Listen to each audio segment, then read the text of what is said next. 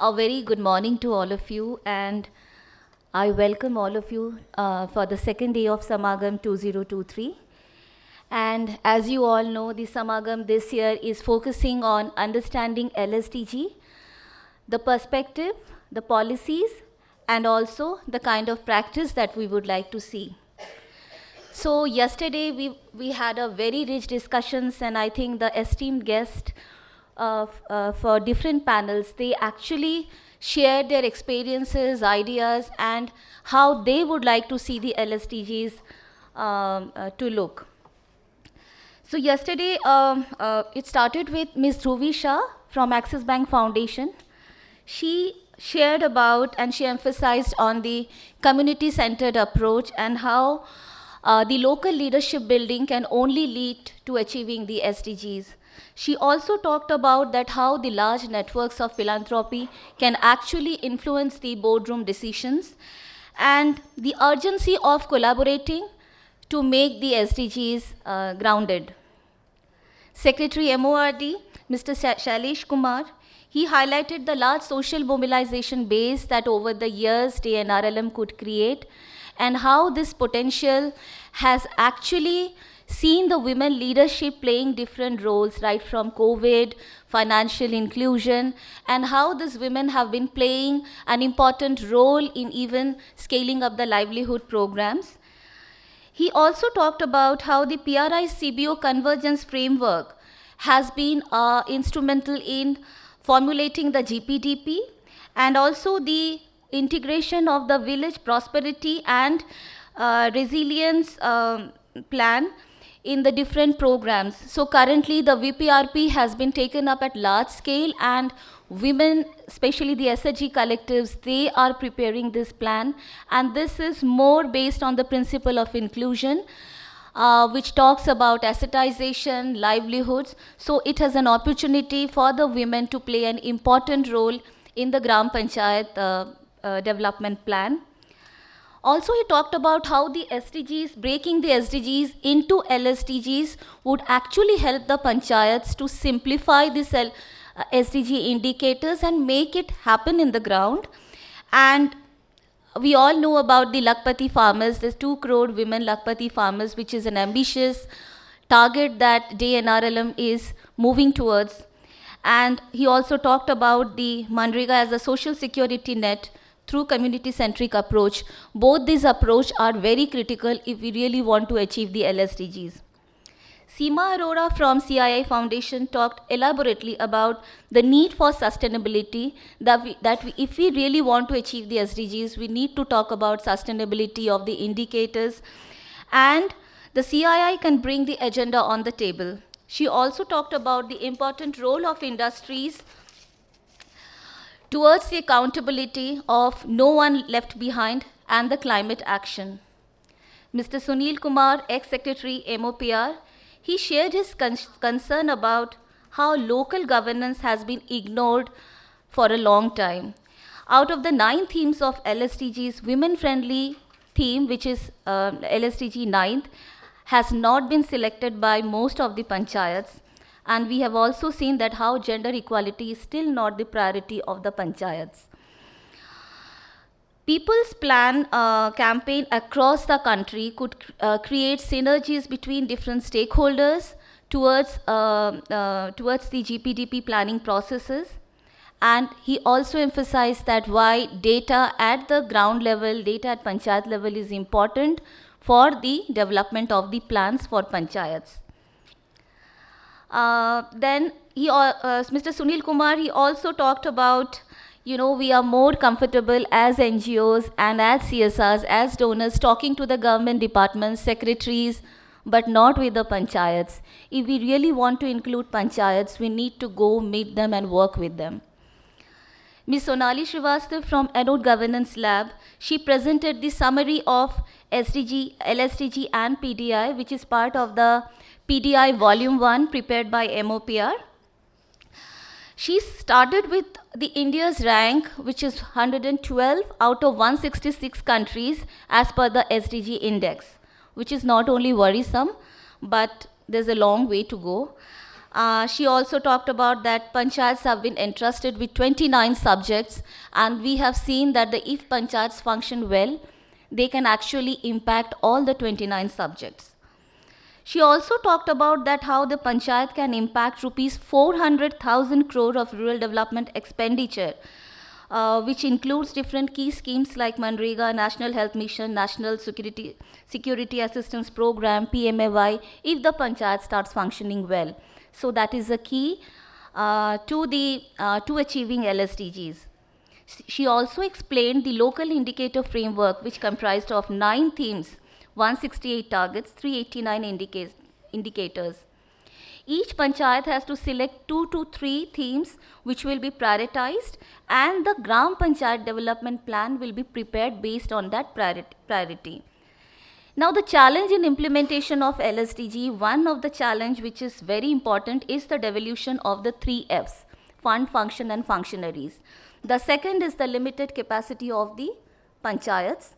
And the last but not least, she also talked about the lack of data at the level of panchayats. So right now, the aggregation of data or the data that are available in different government portals, if we compare with the data which is actually at the panchayat level, there may be variance. Then panel 1, so we had, as Anup shared, yesterday we had 5 panels, which actually I think the esteemed guests who participated, they shared their rich experience in each of these panels. So the panel 1 was basically the voices from ground zero, where panchayat leaders from Maharashtra, Karnataka, West Bengal, Jharkhand shared their rich experiences and special focus on working on theme 4, which is water sufficient village, and theme 5, that is clean and green village.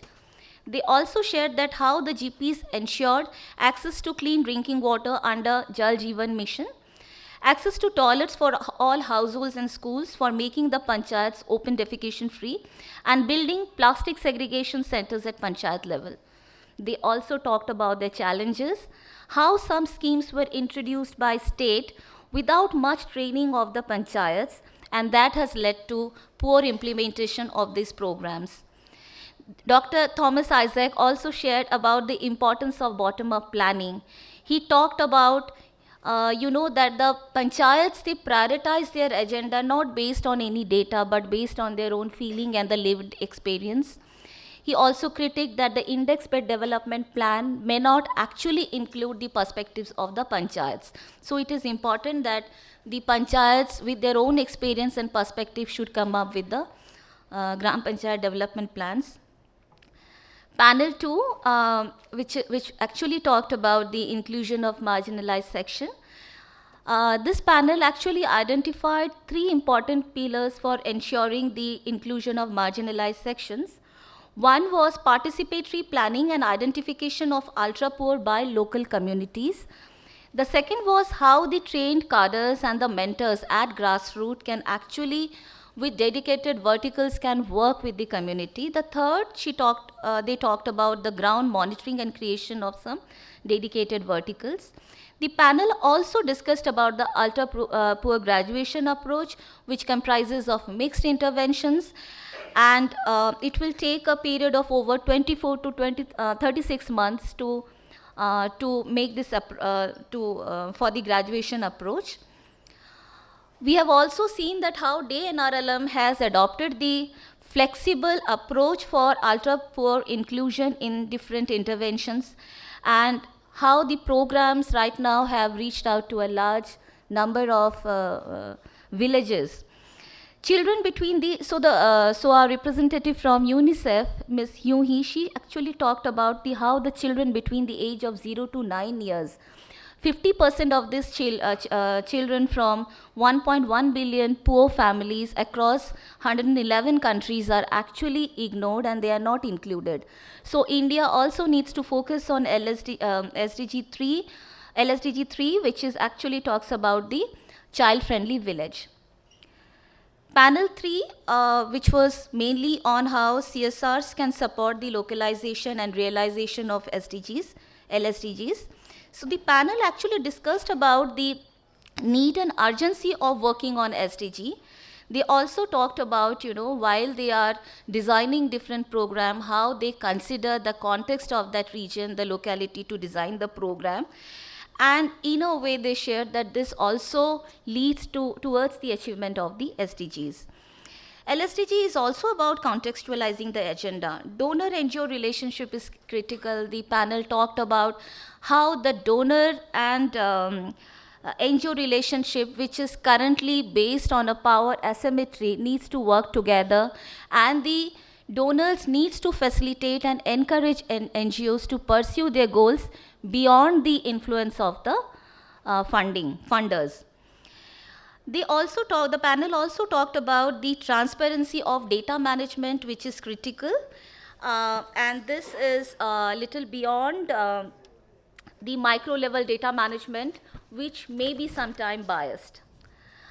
And they also talked about that how learning from each other is going to help, rather than saying that who knows more and who knows less.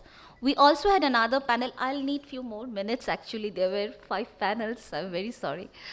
So panel 4 actually also talked about the PRI-CBO collaboration, which is actually a key pillar for moving towards LSDG, and the panel talked about the universalization of PRI-CBO collaboration, which is right now, Kudumbashree has been playing an important role, and it is happening across the country.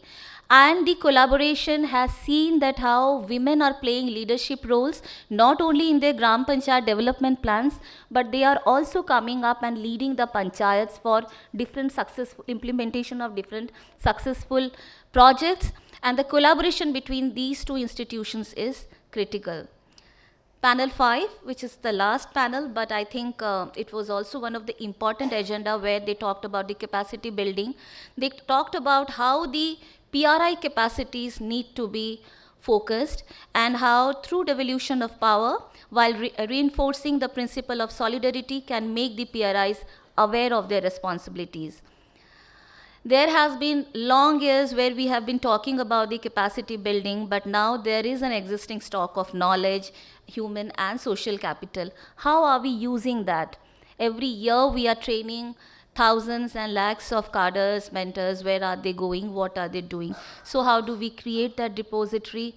How do we digitize them and make the learning platforms more e-learning platforms, and digitizing them so that people can access their knowledge? They may not always come and attend different training programs physically. The other part they focused on that strengthening policy coherence in LSDG literatures and emphasis on availability of disaggregated information across the local bodies can realize LSDGs. Bottom-up capacity building also refers to horizontal transfer of knowledge between the GPs. So we think that how the panchayats can also learn from each other, how can we build that kind of relationship. And we can also see that how the different technologies can be used by the panchayats to enhance their learning and understanding. So with this, thank you all, and I welcome you all and look forward to a meaningful discussion today. Thank you.